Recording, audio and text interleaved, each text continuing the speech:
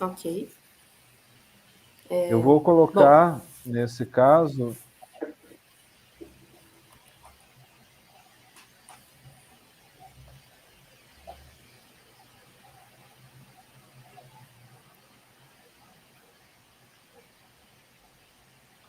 estamos ao vivo.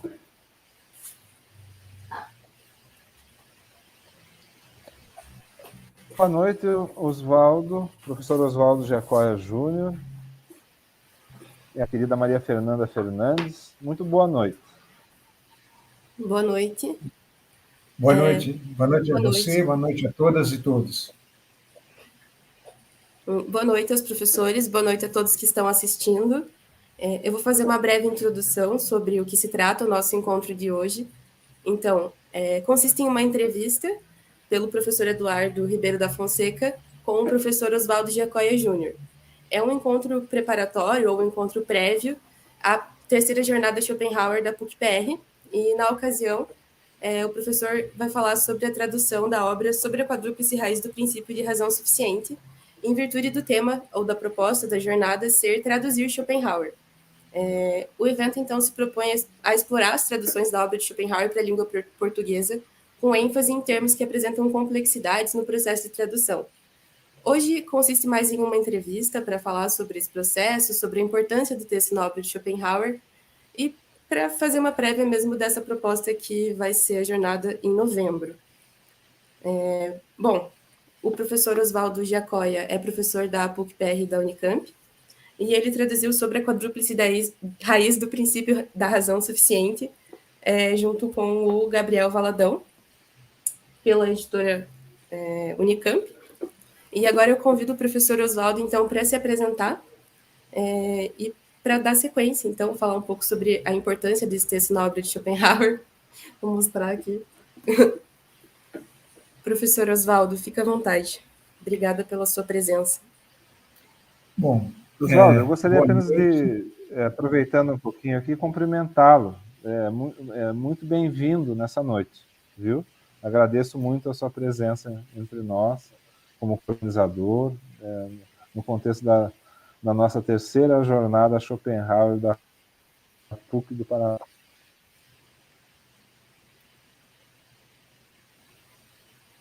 Muito obrigado. Obrigado a você, Eduardo. Obrigado, Maria Fernanda, por esse convite tão simpático e, ao mesmo tempo, tão generoso. Para mim, um grande prazer estar aqui com vocês. Eu queria também cumprimentar a todas e a todos que nos acompanham virtualmente nessa reunião. E, ao mesmo tempo, agradecer pela presença daqueles que aqui se encontram. Muito obrigado mesmo. Eu não sei se já devo começar a falar alguma coisa. Fique à vontade, Oswaldo. Bem, então, eu vou começar, então, falando um pouco sobre o texto, né, e sobre a importância desse texto. Quando eu fui convidado pelo professor Fausto Castilho a fazer a tradução desse texto, eu gostaria, antes de qualquer outra coisa, assim, de maneira muito enfática, dizer que a tradução que vocês mencionam aqui, ela é feita em estreita parceria entre o Gabriel Valadão e eu. Então, eu lamento que o Gabriel não esteja aqui agora, né, para a gente compartilhar essas nossas recordações, né, reminiscências, mas eu faço questão de deixar bastante claro que se trata de uma obra, de um trabalho que foi feito a quatro mãos pelo Gabriel e por mim. Mas quando, no primeiro momento, me foi apresentada a possibilidade de fazer essa tradução e inseri-la na coleção Multilingües, que era dirigida, na verdade foi concebida e dirigida pelo Fausto Castilho, isto me causou assim, e eu transmiti isso também depois ao Gabriel e aos outros estudantes que naquela ocasião faziam os seus trabalhos de mestrado e doutorado comigo, que se tratava de uma raríssima oportunidade, uma oportunidade única, né, de fazer esse trabalho bilíngue e com subvenção, né, da editora da Unicamp e apoio do Fausto Castilho. E a oportunidade era, para mim, bastante relevante, porque o texto da quadrúplice raiz do princípio de razão suficiente, ele tem, a meu ver, uma posição estratégica na história da filosofia contemporânea. Porque, como é sabido, o Schopenhauer vai apresentar nesse texto a sua explicitação do princípio de razão suficiente, de tal maneira que esse tratamento dado por Schopenhauer ao princípio de razão suficiente, digamos, supriria um conjunto de sérias deficiências que advém da tradição filosófica, da tradição da história da filosofia, concernentes a esse princípio, e que o Schopenhauer, então, se encarregaria de explicitar, na verdade, de dirimir tais impropriedades relativas ao princípio de razão suficiente, e a eliminação destas impropriedades e a formulação adequada do princípio e a explicitação da sua abrangência pode ser identificada, a meu ver, com a circunscrição do problema fundamental da filosofia no mundo contemporâneo. Porque o que está em questão na obra de Schopenhauer, nesta obra de Schopenhauer, é a questão relativa à possibilidade do conhecimento da unidade do mundo, da possibilidade de um conhecimento sistemático da totalidade da realidade, ou, se quiserem, da realidade efetiva. Ora, nós sabemos que o problema do conhecimento do mundo, da possibilidade de acesso do nosso aparato cognitivo à realidade, é um problema, em última instância, é uma das maneiras de se formular a pergunta acerca do ser. O que é o ser? O que é a existência? Ora, este problema, do ponto de vista da filosofia contemporânea, ele está posto, pelo menos desde a metade do século XVIII, e paradigmaticamente ele está posto com Kant, ainda no período pré-crítico. Eu gostaria de me referir aqui, particularmente, à nova Dilucidatio, de 1755, mas também ao único fundamento de prova possível de uma demonstração da existência de Deus, de 1763, que são textos onde essa questão aflora para Kant. E aflora de uma maneira muito especial, posto que, por exemplo, na nova Dilucidatio, o Kant vai tratar, em particular, do princípio da razão suficiente, segundo a formulação que era aquela de Wolff. Então, a questão posta pelo texto de Schopenhauer, pela tese, na verdade, de Schopenhauer, é a questão concernente ao acesso possível ao ser, à realidade efetiva, à questão da existência. E ela vai se colocar, por exemplo, o problema crucial, né, de acordo com o qual o ser ou a existência não pode ser compreendida como um predicado real.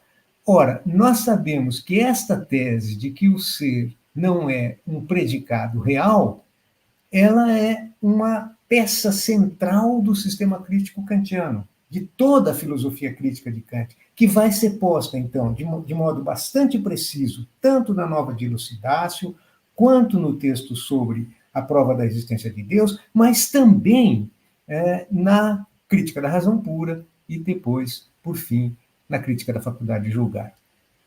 Então, se há um texto, digamos, de Schopenhauer, que tem esta, digamos, ocupa esta posição estratégica, né, de relevância fulcral para a história da filosofia, de circunscrever e tratar de maneira completa, né, e suficiente, esclarecendo, digamos assim, os pontos mais cruciais do entendimento do princípio de razão suficiente, é justamente esse texto que é, na verdade, a sua tese doutoral, escrita em 1813 para a obtenção do título de doutor em filosofia na Universidade de Iena.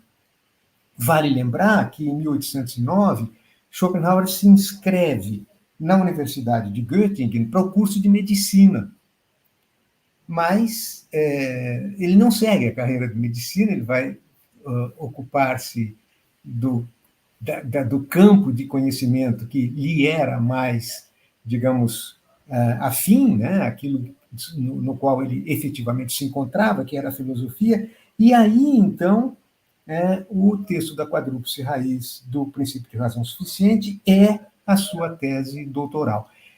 E, veja, exatamente em 1813, quando Schopenhauer, né, ele, então, está ocupado com questões fundamentais, como, por exemplo, a questão sobre a visão e as cores, que é de 1815, ainda tudo isso antes do mundo como vontade e representação, mas ele está, digamos assim, no cerne, no coração de todo esse debate a respeito da possibilidade do conhecimento, da objetividade do conhecimento, do acesso possível do intelecto, da nossa faculdade cognitiva à realidade objetiva e a respeito da possibilidade de um conhecimento verdadeiro, objetivo do real. É este problema, portanto, que é o problema, digamos assim, nodal da metafísica, que está em jogo nesse texto.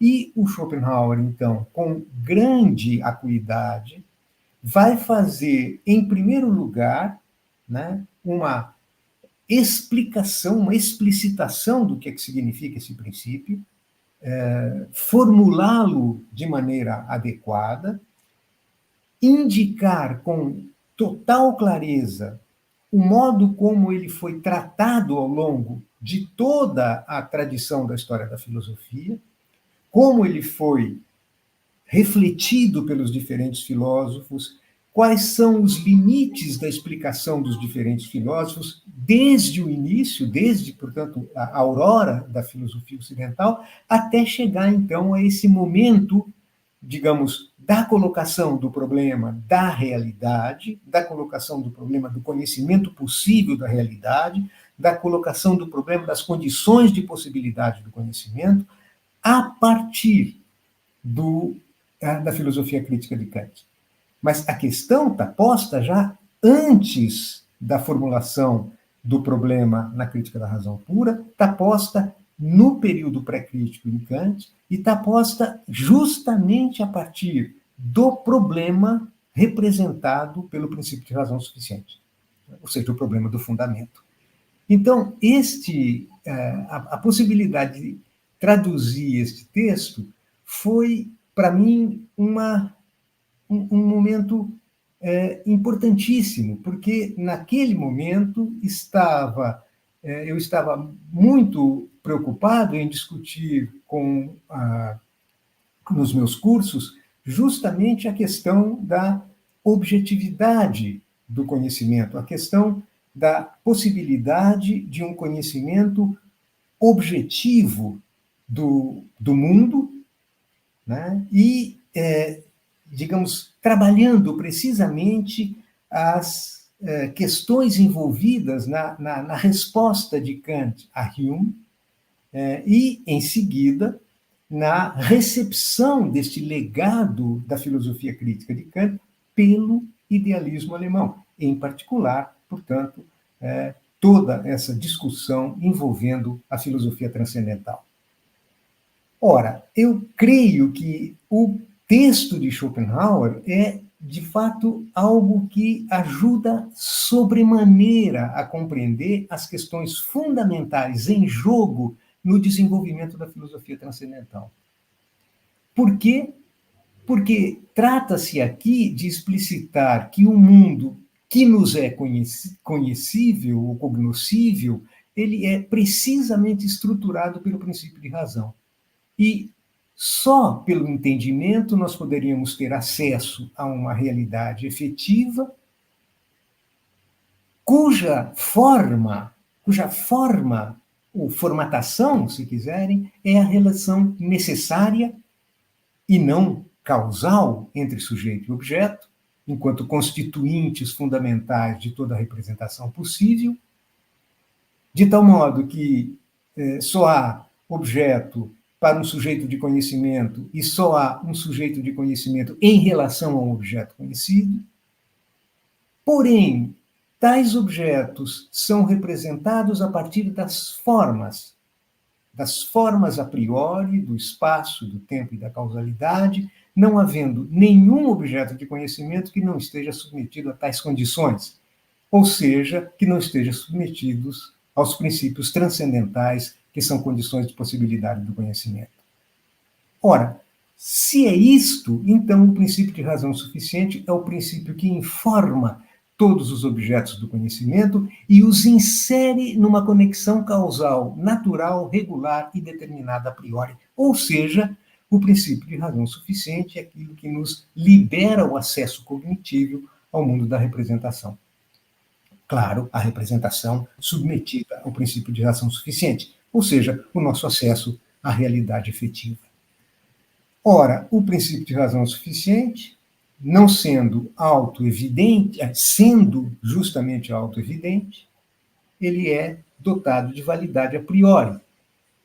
E, portanto, independe de demonstração de sua legitimidade, posto que, para fazê-lo, seria necessário recorrer justamente a um fundamento ou a uma razão.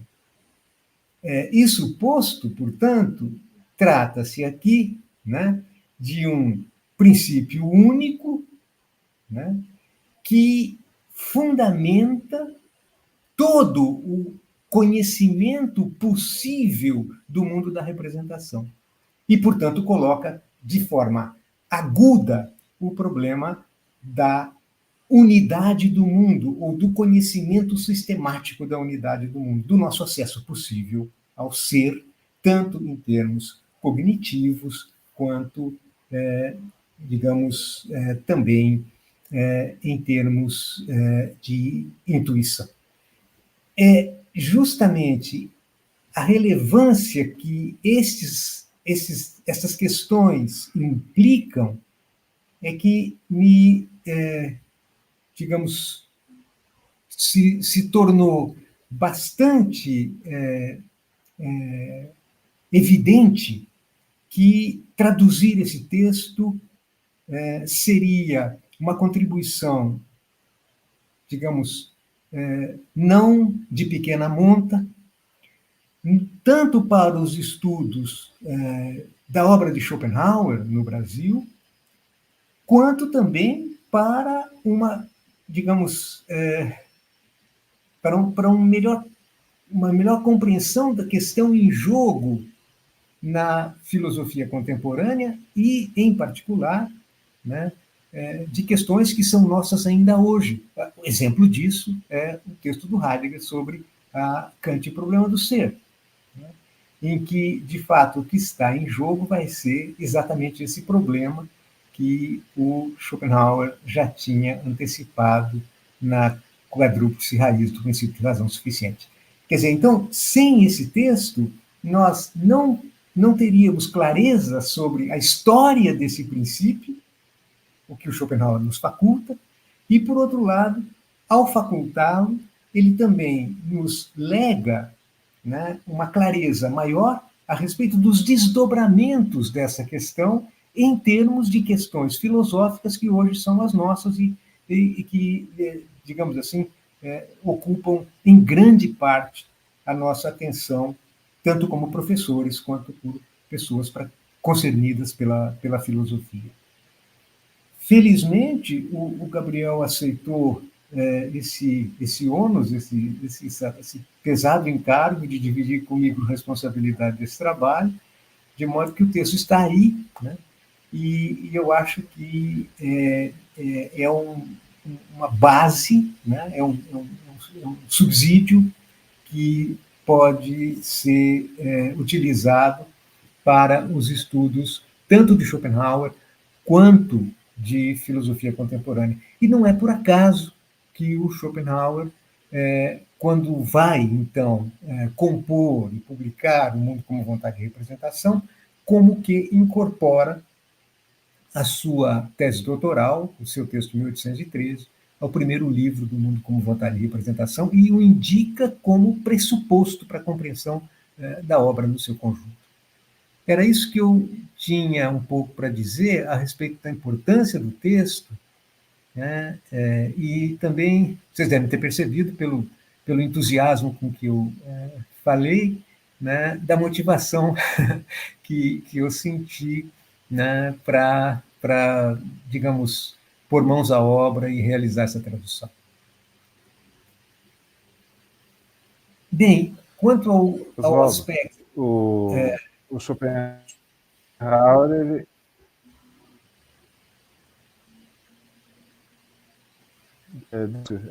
eu não quis interrompê-lo.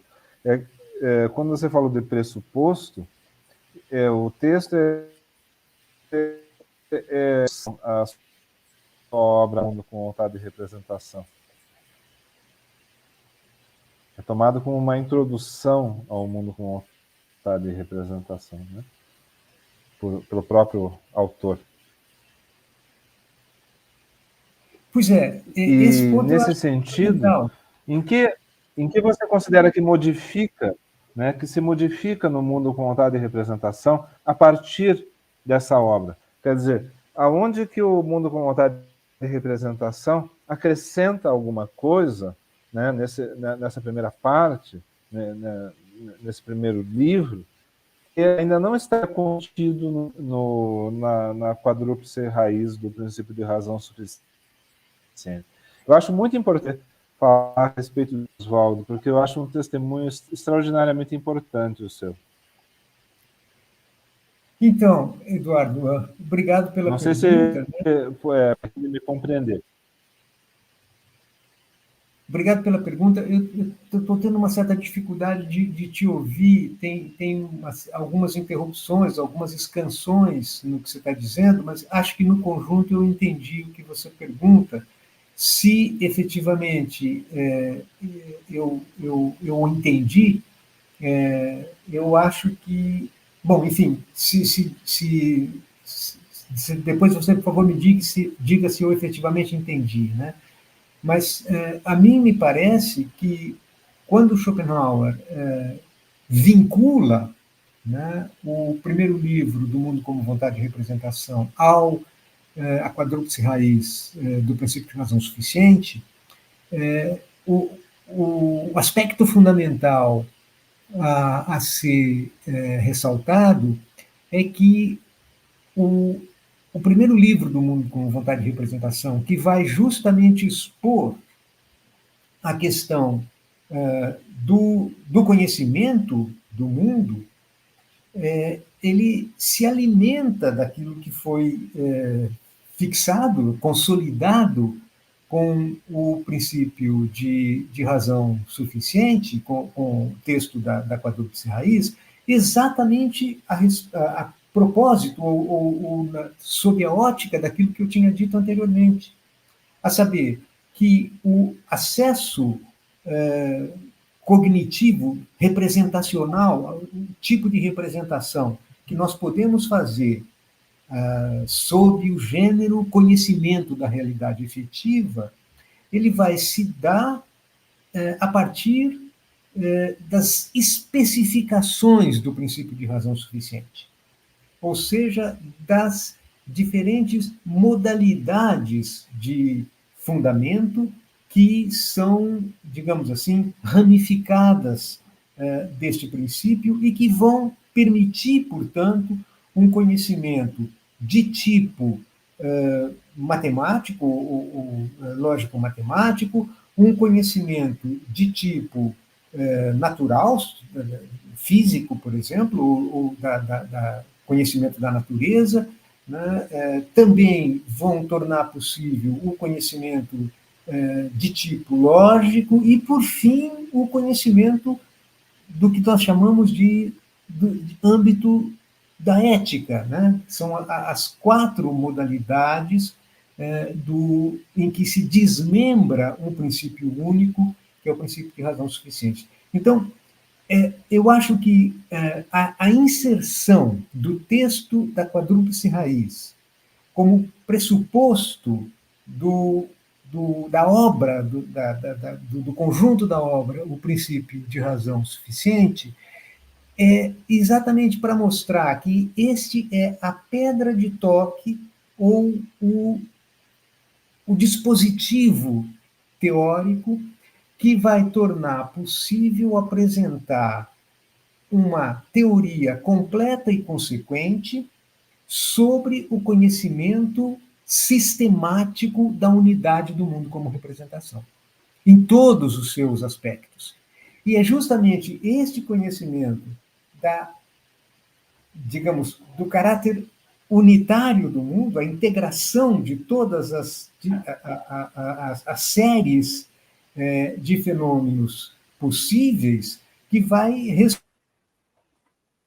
responder pela noção de unidade da experiência. E é justamente esta unidade da experiência que é suportada, né? Que ela é garantida, ela é instituída pelo princípio de razão suficiente na sua, digamos, no seu pleno desmembramento, na elucidação do seu pleno desmembramento.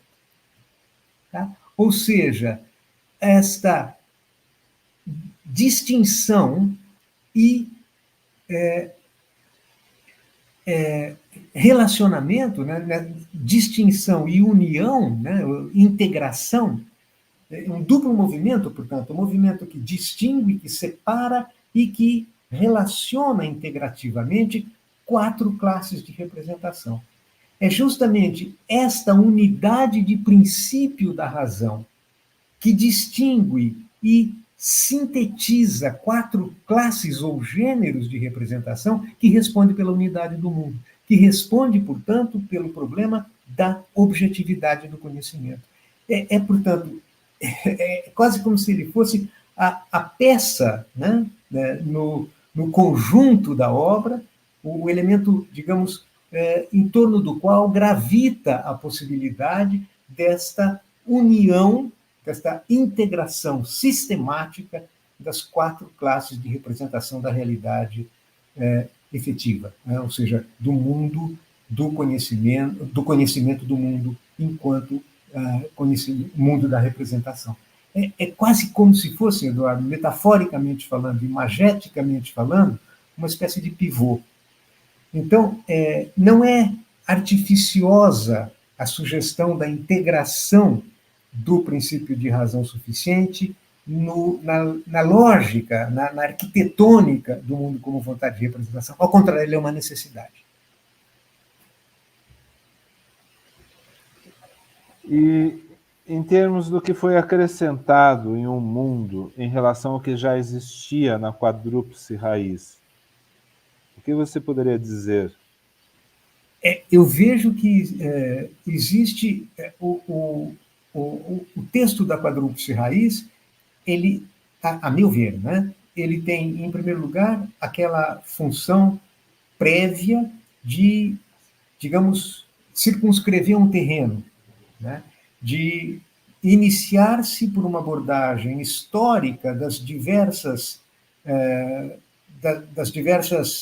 problematizações do princípio de razão suficiente na história da filosofia e formulá-lo. Mas ele não tem a ambição de desenvolver um programa filosófico de apresentação da totalidade do mundo. Eu acho que, na verdade, a grande diferença é uma diferença de enfoque e de projeto. O projeto consubstanciado no texto da Quadrúplice Raiz, é um projeto que está ligado à questão da clara exposição, e da exposição o máximo possível consistente e coerente do que é o princípio de razão, do que ele significa, ou seja, do seu âmbito de validade, da sua abrangência, mas também do seu limite. O mundo como vontade de representação é precisamente o cumprimento de um outro programa, né? O programa que, a partir do que foi instituído e consolidado em termos do tratamento dado ao princípio de razão suficiente no texto da tese, desenvolver, então, um programa filosófico de conhecimento possível sobre a totalidade do real.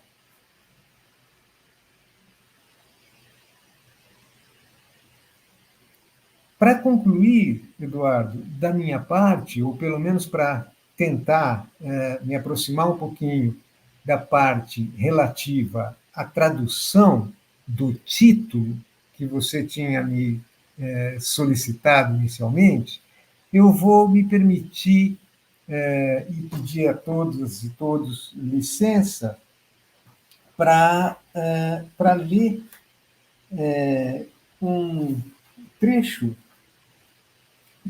do prefácio à edição brasileira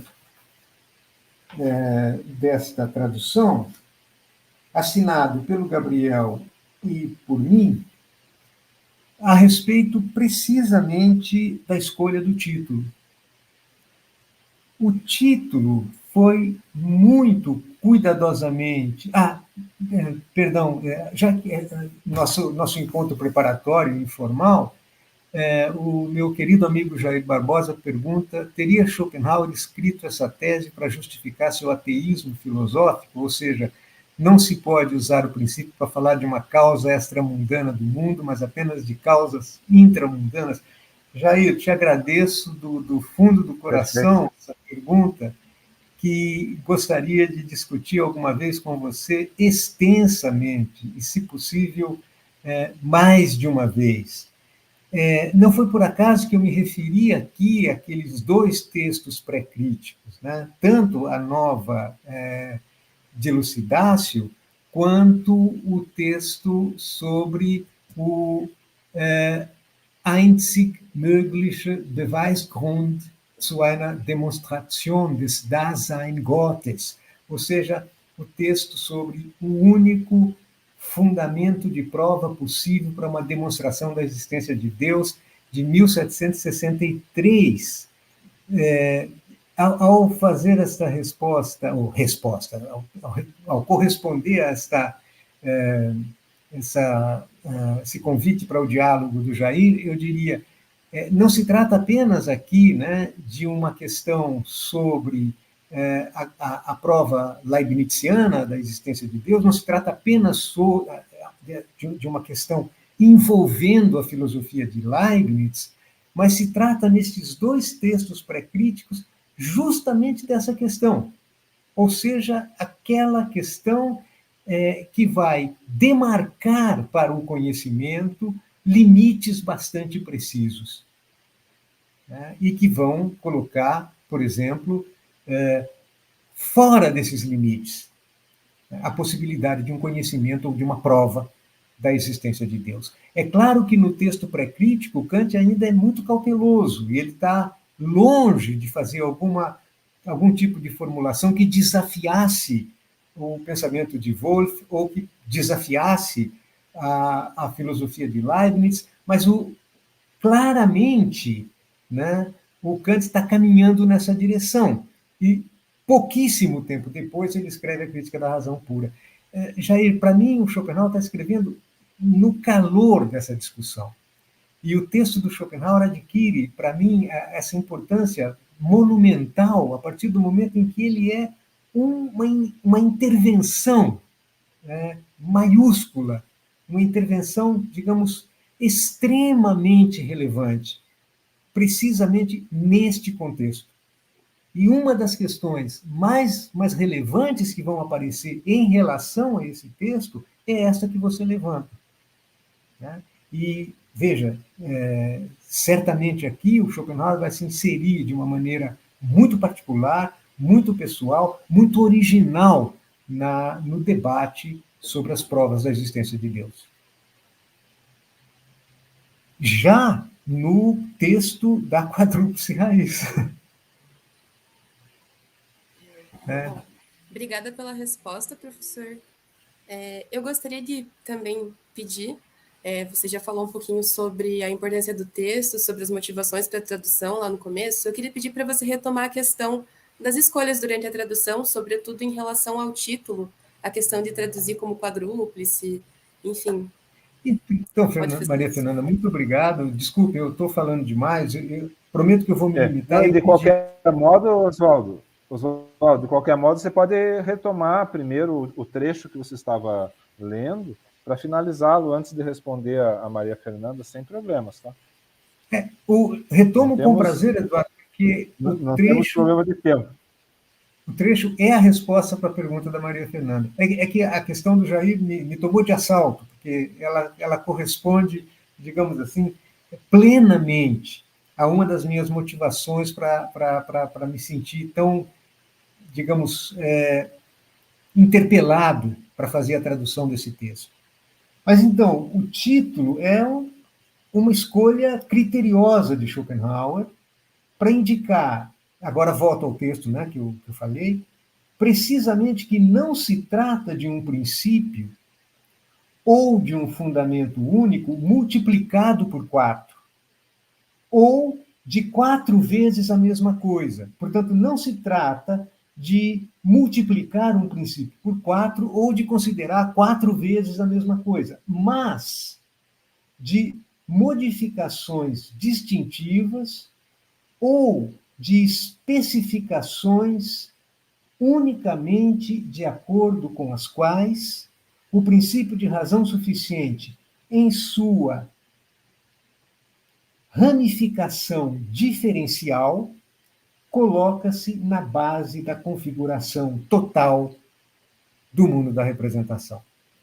Então, não é uma multiplicação por 4 do mesmo princípio, mas é exatamente a resposta à preocupação fundamental de Schopenhauer na escrita desse texto. Ou seja, responder à dupla exigência da homogeneidade e da especificação. Então, a quadrúplice, o termo quadrúplice, vai indicar precisamente este aspecto, o aspecto da ramificação diferencial, isto é, do desmembramento dos 4 gêneros de representação na sua diferença específica e, portanto, numa diferenciação que os reúne, integra e sintetiza na homogeneidade do princípio. Não é a mesma coisa vezes 4. É exatamente esta diferenciação e, portanto, esta ramificação que vai ser responsável tanto pelo engendramento de 4 âmbitos de representação, quanto pela rigidez do conhecimento da unidade do mundo. Espero ter sido, de alguma maneira, claro Oswaldo, em relação à escolha do título. Oswaldo, assim, antes de dar continuidade, porque a Maria Fernanda também tem as questões trazidas pelo público, né, dado o nosso andamento, é muito interessante, né, no prefácio seu e do Gabriel, como fica muito evidente esse aspecto do perspectivismo também, não apenas em relação aos 4 pontos de vista do mundo, mas também no âmbito dos 4 pontos de vista do princípio de razão suficiente, coisa que o Jair já havia, de certo modo, mencionado nos textos dele, né? Essa coisa do número 4, né? Que também, cada um deles é uma perspectiva inteira. É um filtro global de todo o processo, dada uma perspectiva, a partir de uma perspectiva. Eu acho isso uma coisa que assim, é inapreciável, né? Não tem como a gente esgotar isso.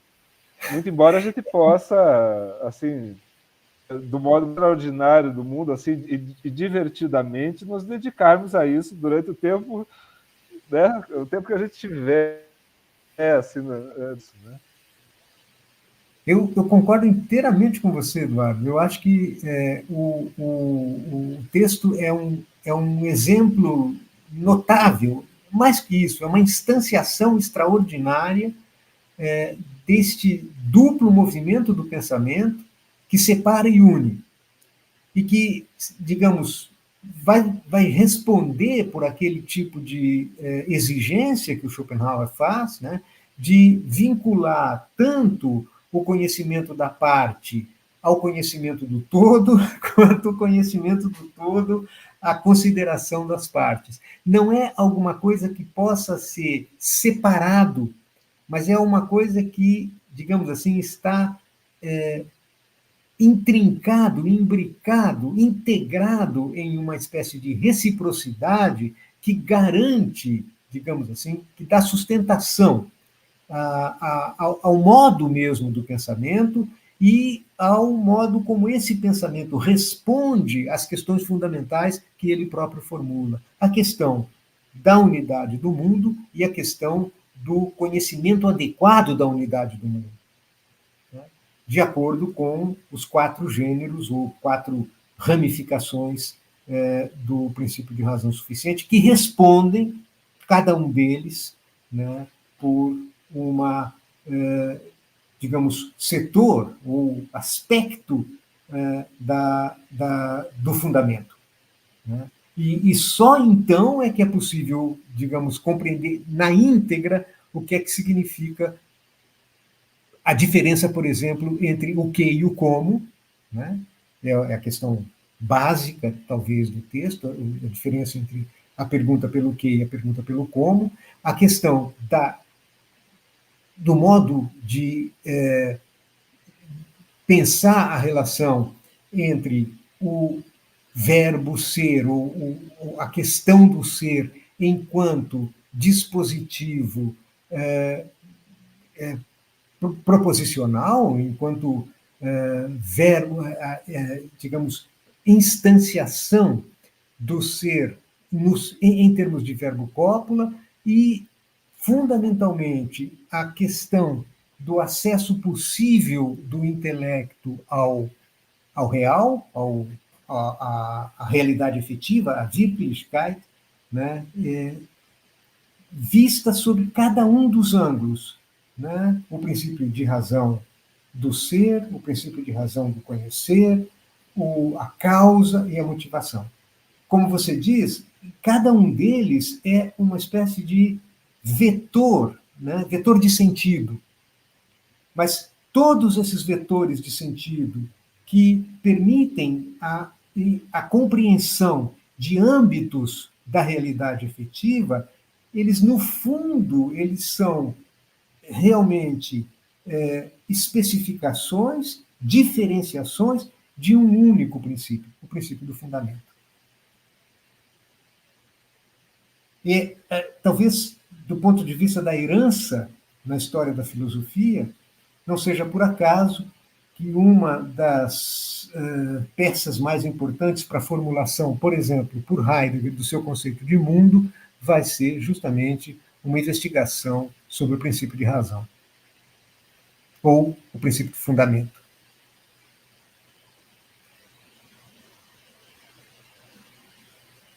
Maria Fernanda, o que nós encontramos nos nossos comentários, né, do parte pública? Nós vimos do Jair, né? O que mais nós temos por ali? Eu tenho o comentário do Tiago, se você conseguir projetar ele aqui. O Tiago Salvio vai perguntar: é nessa maneira que o princípio de razão se coaduna com os princípios de heterogeneidade e especificação, de modo que ele é heterogêneo em suas modalidades e específico na sua aplicação em cada classe? Sem dúvida, sem dúvida. Se trata realmente de distinguir para unir. Eu acho que essa é a operação. que sem esta distinção e a clareza suficiente que essa distinção possibilita, não é possível compreender o mundo da realidade efetiva na sua totalidade. Porque nem todos os fenômenos cujo conjunto sistemático constitui a unidade da experiência podem ser explicáveis, Maria Fernanda, em termos de causa, em termos de daquilo que Schopenhauer chama de causa do vir a ser. Né? Nem todo tipo de sucessão, né? nem todo tipo de engendramento, nem todo tipo de gênese, vamos dizer assim, em cada uma das séries em que se multiplica a totalidade do mundo cognoscível pela representação, pode responder, por exemplo, ao tipo de relação que existe entre a premissa e o seu fundamento, ou seja, a relação de consequencialidade lógica. Então, você não pode, com a relação entre fundamento e consequência no âmbito da lógica, responder questões que são de causa e efeito no âmbito do conhecimento da natureza, e muito menos no âmbito da relação necessária entre as propriedades dos números e das figuras. Cada uma destas modalidades de conhecimento responde a uma espécie de exigência do fundamento, que é, na sua essência, a mesma, mas que se modaliza, se diferencia e especifica de acordo com cada uma das classes ou regiões de fenômenos que eles estruturam, que essas especificações formatam. É justamente esse o problema. A totalidade do mundo, do cosmos, se você quiser, é alguma coisa que depende da satisfação destas duas exigências, da exigência unitária, né, que permite, portanto, compreender o todo, mas compreender o todo na especificidade diferencial das suas partes. E Oswaldo, assim foi composto o mundo como rotação e a imagem da roda da bicicleta, né, que o filósofo nos traz, me parece perfeita, né, para dar isso. Os raios da bicicleta, à medida que a velocidade aumenta, inclusive eles desaparecem. Sem dúvida, sem dúvida. Muito embora com seus efeitos, né, a participarem do movimento da roda, que, no entanto, né, continua sempre centralizado no conceito de vontade, vamos dizer assim. Né? Perfeito. Esse conceito de vontade, né, ele vem aparecendo gradativamente na filosofia do Schopenhauer, né?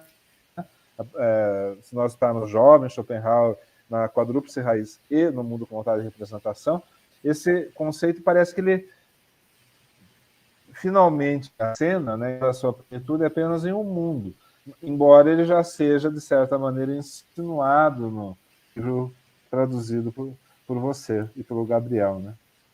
Perfeito, concordo inteiramente. E aí, desse ponto, apenas para resumir e não ficar tomando tanto tempo assim e abusando da paciência de vocês, essa explicação, digamos assim, sinfônica que o mundo como vontade de representação nos proporciona, vai discriminar, então, claramente o que é o conhecimento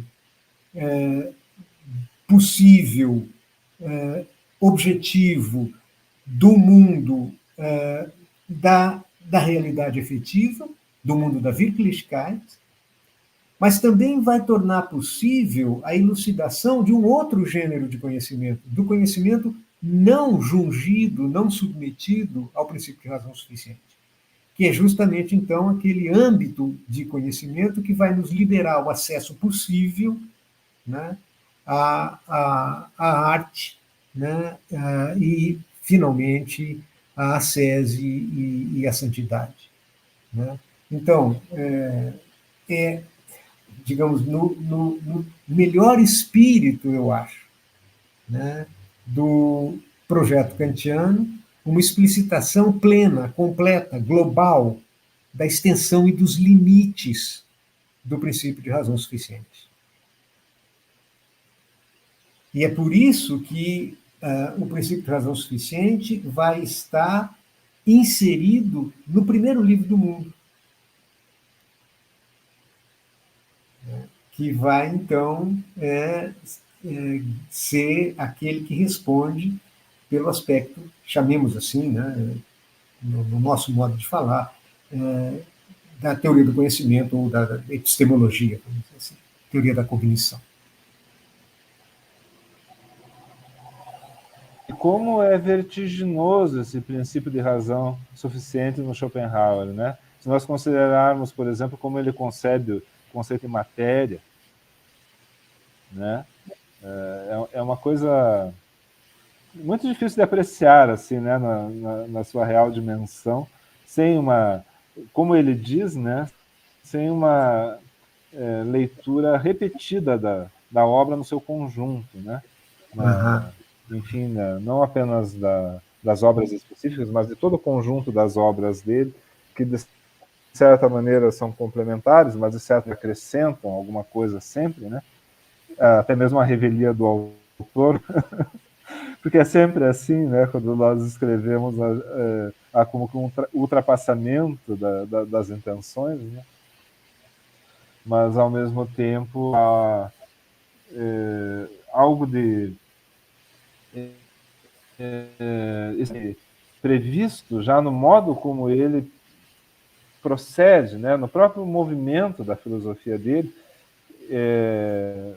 independentemente do quanto ele consegue conceber, por exemplo, desses momentos em que ele ultrapassa mesmo, né, e escreve mais do que consegue até mesmo avaliar, né, no movimento da obra dele isso já está implícito de alguma maneira, né, o como do ponto de vista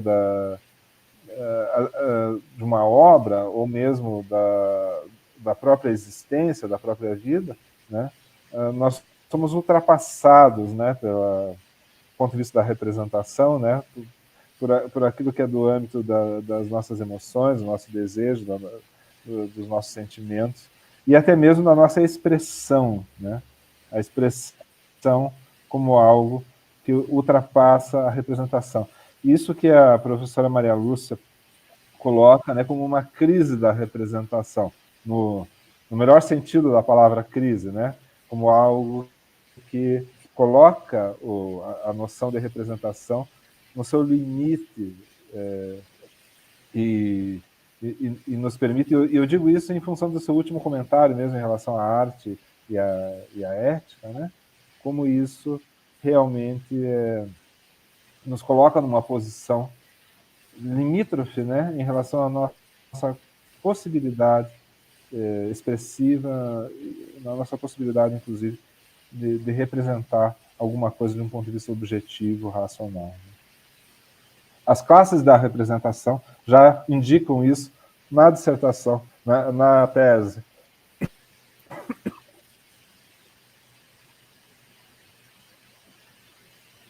Eduardo, eu agradeço bastante essa sua intervenção e gostaria de reagir a ela da seguinte maneira.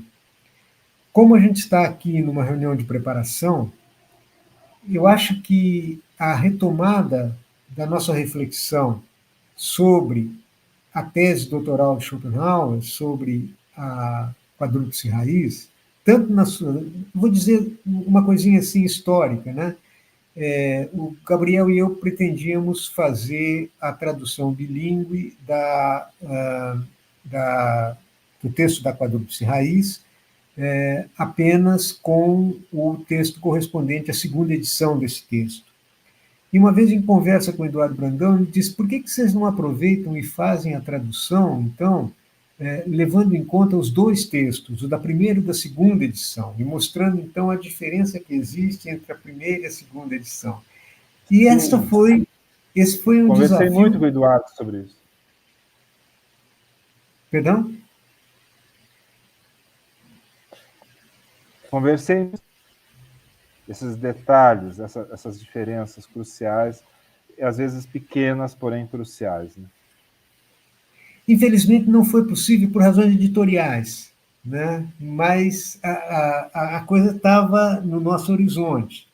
Então, e como a gente está em uma reunião de preparação aqui, talvez na retomada de uma discussão, de uma reflexão sobre isso, valesse a pena a gente retomar um pouco essa questão, eventualmente pensar em um novo projeto de tradução, por exemplo, que agora pudesse, então, reunir os dois textos. E outra coisa, que talvez nessa terceira jornada a gente pudesse também refletir um pouco sobre os problemas que a quadrúplice raiz nos proporciona, que ela suscita e que vão atravessar toda a filosofia do idealismo alemão. E você acabou de mencionar alguns deles aqui.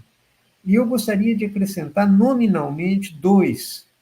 Como é que nós podemos pensar, a partir do princípio de razão do texto de Schopenhauer sobre a quadrúplice raiz do princípio de razão suficiente, o problema do conhecimento do absoluto?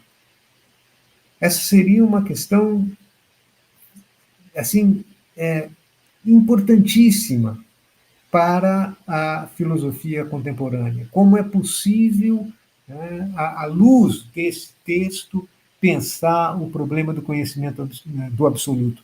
E, em segundo lugar, né, como na obra do Schopenhauer, e, em particular, na tese sobre a quadrúplice raiz do princípio de razão suficiente, já se coloca, como se coloca e com que consequências o conceito de intuição intelectual. Né? Qual é, então, e quando eu formulo essa pergunta, eu gostaria de sugerir que, ao fio condutor do problema da intuição intelectual, se poderia situar o locus originário da inserção de Schopenhauer no enquadramento histórico do idealismo alemão. É Schopenhauer um idealista ou não, no sentido daquele idealismo que, digamos assim, se insere na linha de tradição do sistema crítico de Kant, da filosofia transcendental, tal como ela se formula nesta linha de tradição.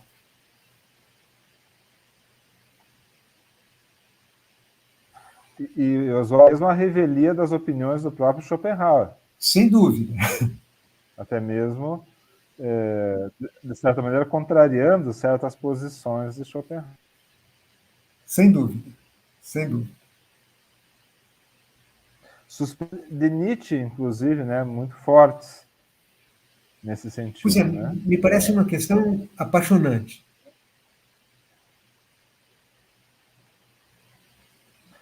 Enfim, Oswaldo, eu não sei se você me ouve bem, mas eu queria te agradecer muitíssimo por essa entrevista. Assim, eu me sinto plenamente realizado, né? Você como co-organizadora, Maria Fernanda como co-organizador, nós estarmos aqui essa noite.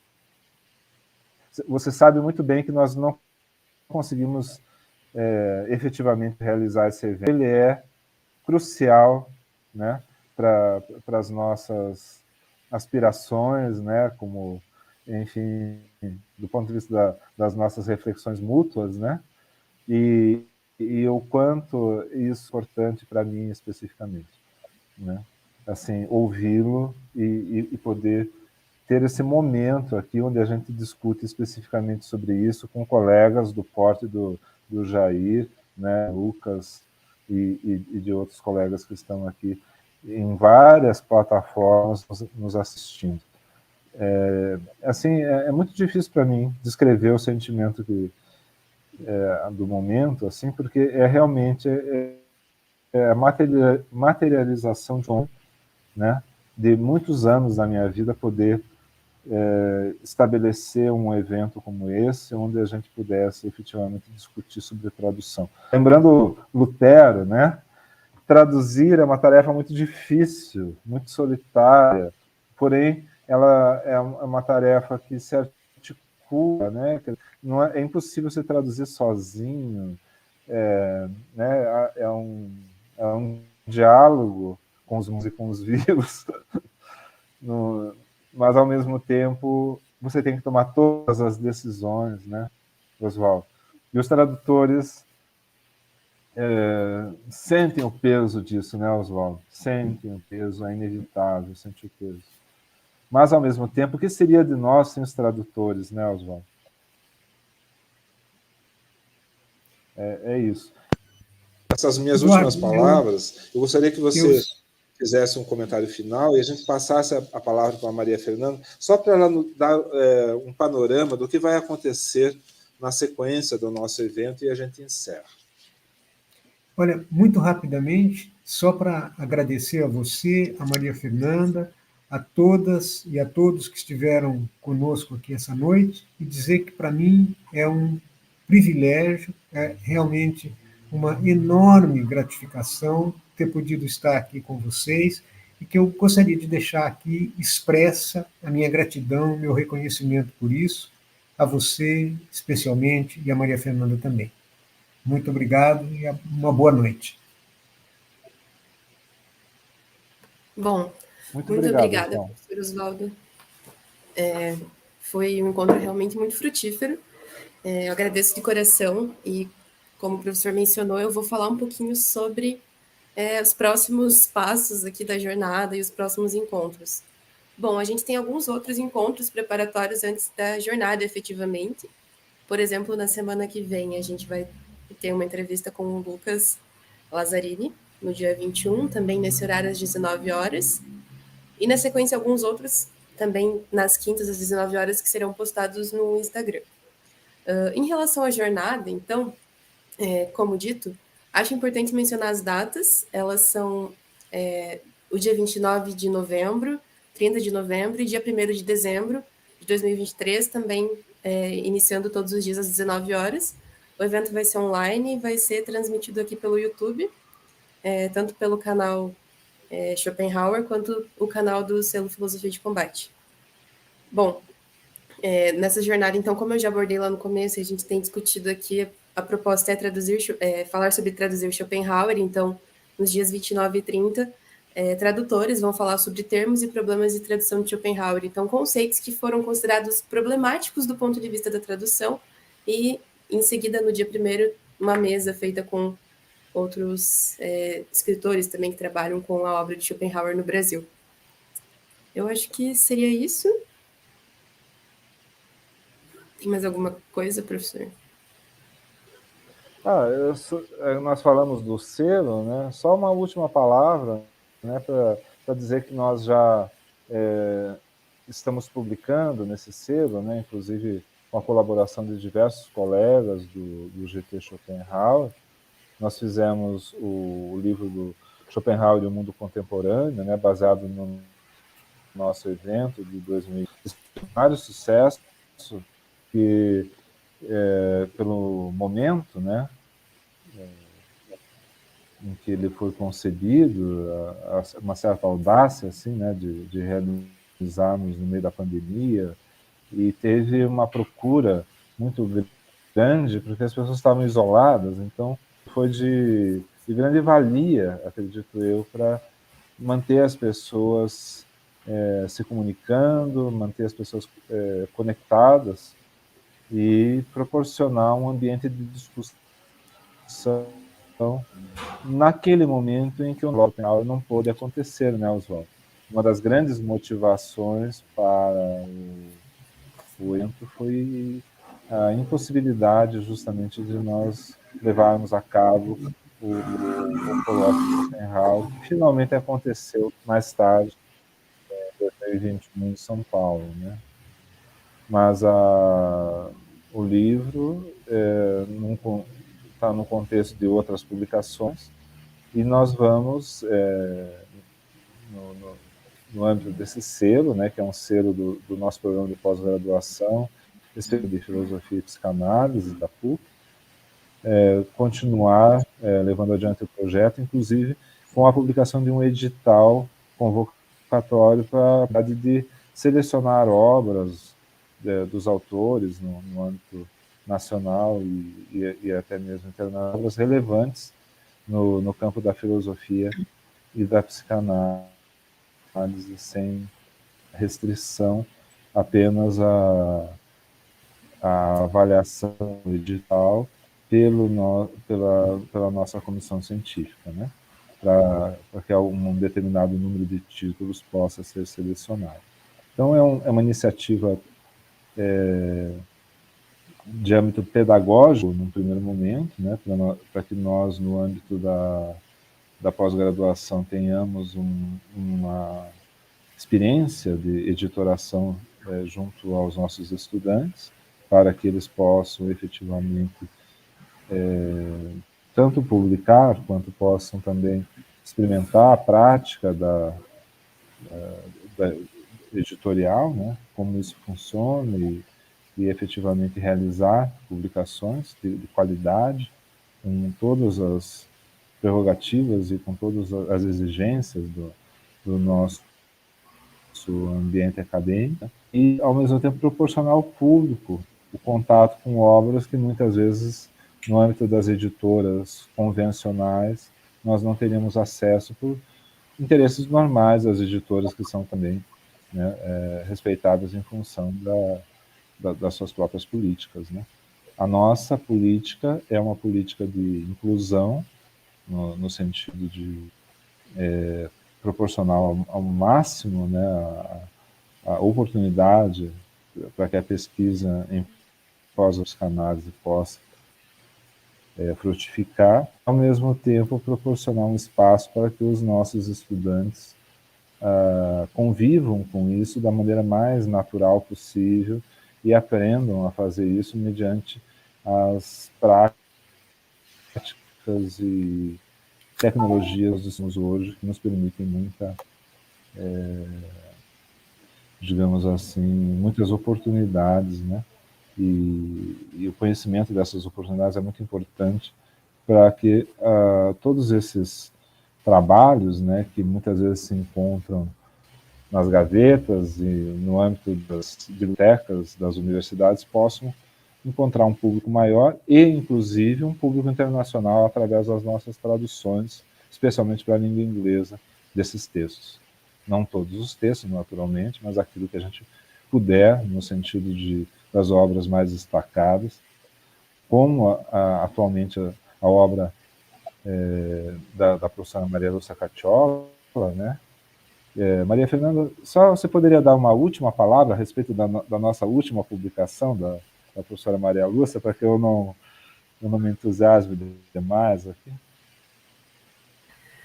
Eu vou ser breve, eu acho que eu vou me limitar a dizer sobre a publicação. Ela está disponível no site do selo editorial, que é Filosofia de Combate, e eu quero aproveitar isso para, antes, responder uma pergunta que ficou no chat, que é onde estão sendo feitas as divulgações desse evento. Só soube da entrevista através da notificação do YouTube. Então, assim como as publicações vão ser divulgadas por lá, os anúncios dos encontros da jornada estão sendo feitos pelo Instagram do Selo Filosofia de Combate, que eu deixei nos comentários, @Selo Filosofia de Combate, que o professor Eduardo estava mencionando. Bom, em relação à publicação da professora Maria Lúcia, então, é uma publicação que nos entusiasma bastante pela relevância desse trabalho e da própria professora nesse panorama de estudos brasileiro em relação a Schopenhauer.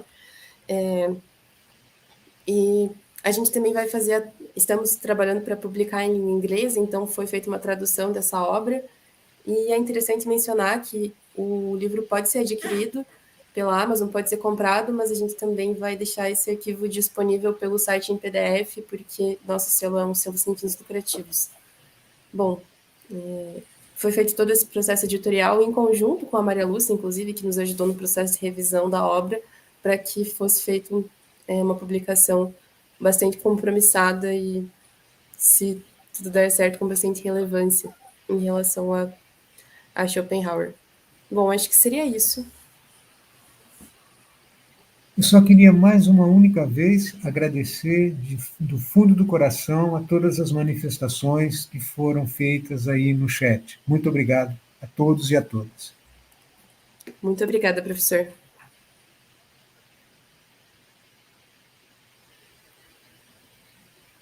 Agradeço muitíssimo, né, a obra da professora Maria, né, na obra de Arthur Schopenhauer, né, que equivale à dissertação de mestrado dela, né, já nos anos 80, no início dos anos 80, mais ou menos concomitante ao trabalho dela de publicação das traduções de Schopenhauer na coleção Os Pensadores, né? Inclusive a crítica da filosofia kantiana. Ela é professora de Kant na USP, né? Ela tinha uma grande prática nesse sentido, um grande conhecimento da filosofia kantiana, e quando ela vai estudar, isso se torna de extraordinária importância, considerando a obra, né, que resultou e que hoje, depois de tantos anos, nós publicamos.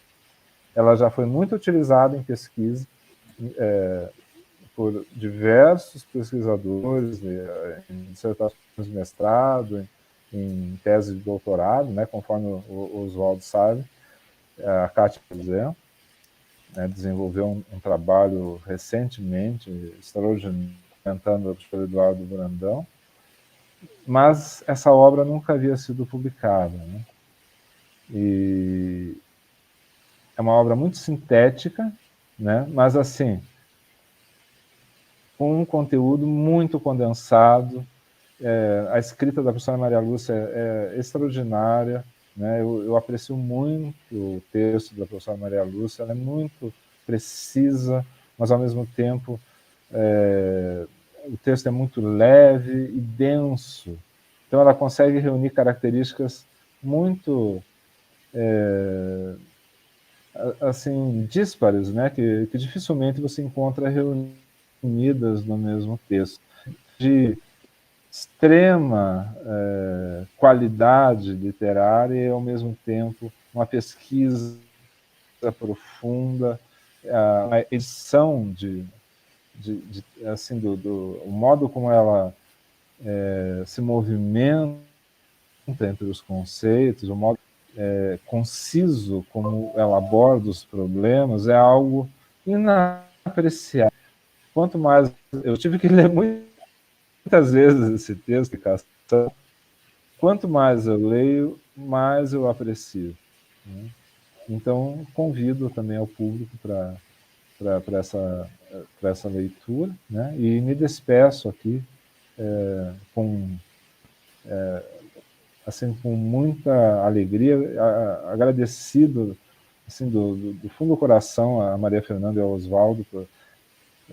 A Maria Fernanda é uma pessoa que tem uma capacidade de trabalho muito grande que me ajuda muito a concretizar as coisas. Oswaldo, nós não teríamos conseguido estar no momento sem a Maria Fernanda. Então eu queria deixar isso muito claro. Obrigado. Agradecer, assim, em definitivo, né, já que a gente passou do horário, mas eu acho que nunca é demais, né, reconhecer. Agradeço pela gentileza, talvez um pouco trabalho exagerada, mas muito obrigada. Não há exagero nenhum, tem razão.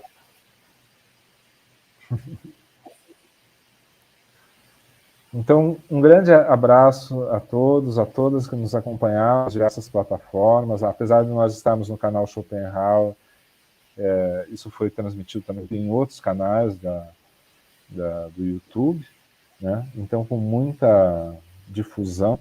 E meu sincero agradecimento a todas essas pessoas que compartilharam desse momento conosco. No meu modo de entender, é muito importante na pesquisa Schopenhauer. Boa noite a vocês. Muito obrigado, Oswaldo. Muito obrigado, Maria Fernanda. E muito obrigado ao público que nos assiste e que nos assistirá também.